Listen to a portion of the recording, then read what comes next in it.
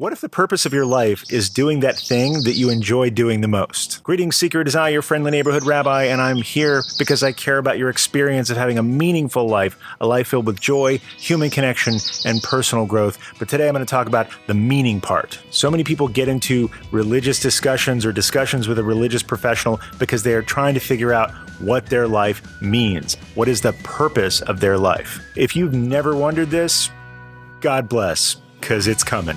Because at some point, every mature adult has that thought in their head, am I truly fulfilling my purpose on this planet? Or I'm living a life that I don't feel is meaningful. I'm just drudging from day to day, checking the boxes, but it doesn't seem to mean anything. And if you're there, I feel you because I have been there. I am where I am today because I faced that feeling. I dug deep. I figured out the purpose of my life. I figured out what would make my life feel the most meaningful, and I am doing it. Making YouTube videos, that's kind of sad. You do your meaning, I'll do mine. Because I fully believe that the purpose of my life is to teach Torah in any way that I can, and teaching it on YouTube is the most fun way. That's right, your purpose in life can be fun. In fact, to have the experience of a meaningful life requires that it be fun, at least according to contemporary philosopher Susan Wolf, who wrote an incredible book called Meaning in Life and Why It Matters. And as a philosopher, she looked at the question,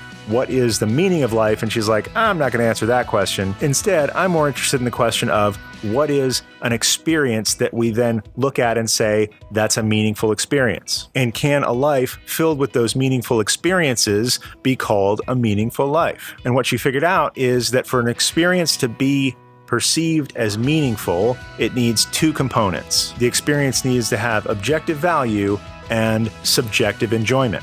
Objective value means, would somebody else look at this experience or activity and say, yeah, that's adding something to the world. That's a good thing to do. That's valuable no matter who's doing it. Building a house so that someone homeless can live there is an objectively valuable thing to do because it adds something to the universe. It helps somebody, whether it's you doing it or me doing it or Jimmy Carter. But a second component that's critical to that experience of meaning is subjective enjoyment, meaning, do you have fun doing it? Do you enjoy the experience? Building houses can be valuable, but if you hate building houses, if you bang your thumb with a hammer every single time you try to use it, if you far prefer tents and igloos and you find wood-framed houses annoying, doing an objectively valuable thing that you hate doing is not meaningful, because you wouldn't look back on that experience and say, I had a meaningful time today. You're like, I hate this hammer.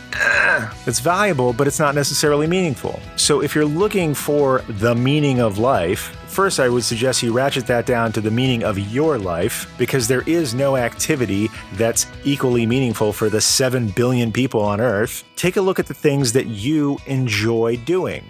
Do you enjoy building stuff? Do you enjoy cooking? Do you enjoy playing video games? Do you enjoy watching YouTube videos? Sure hope so. Make a list of those things that you enjoy doing, and then circle the things on that list that are most objectively valuable. If I like building stuff, could I build something that helps somebody? If I like cooking stuff, can I volunteer in a soup kitchen? If I like watching YouTube videos, might I enjoy making YouTube videos to teach somebody something that I know that might change their life for the better?